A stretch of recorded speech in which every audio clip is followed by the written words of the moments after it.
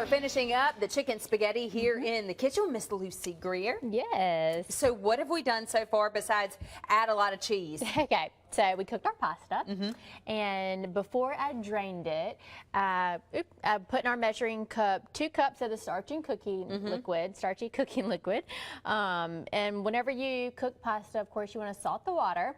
So I have a pound of, I use linguine, you could use spaghetti or penne or whatever you wanted to use.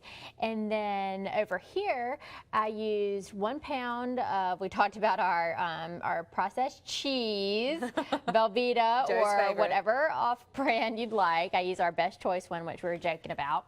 And I also put in here, oh yeah, you want to help me? Oh, you want to do the spatula? I know you like that part.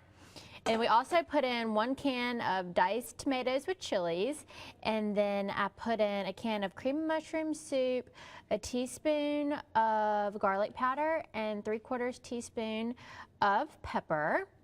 And I have making sure I get everything. Yeah, we don't want Joe to get mad at us for wasting. No wasting of the party. What's that called? The party pack? Party cheese? Party melt. Party melt. How can we forget that? Of course he yells from across the studio on that. Joe keeps us in line. Not right. And then I cooked. I just got some split chicken breast, and I just boiled them and pulled the chicken off the bone. But oftentimes I'll just get a rotisserie chicken. Yeah. So our rotisserie chickens are so good. I actually bought one yesterday. we had rotisserie last night too. Oh, funny. I was giving it to the kiddos, and everybody ate their chicken, so I was happy. Yeah. So I'm just gonna add our chicken in, and then I'm going to add about 2 cups of our water, and we're just gonna get this all mixed together in here. All right. This pot's too big for me and you. So then again, so when all this is done, do we need to do anything else, or is it mixed and ready to go?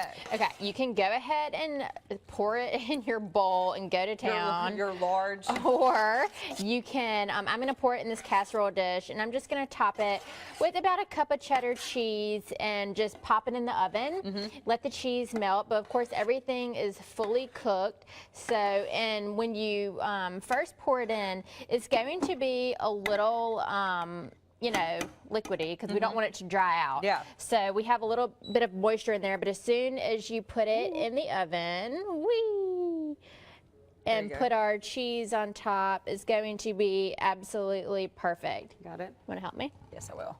So we're just gonna pop it in the oven, 350, for about 20 minutes, just until it's all bubbly. And like you said, it's a great freezer option. Yeah. It's a great leftover dish. So it's just a really big crowd pleaser. A lot of people are going to the beach and vacations and wanting to make things ahead. Yep. So this would be a really good one for that. Another winner, Lucy. We're going to put this up, fox10tv.com. Remember, you can see them all under the Greer's website as well. Lots of stuff to choose from.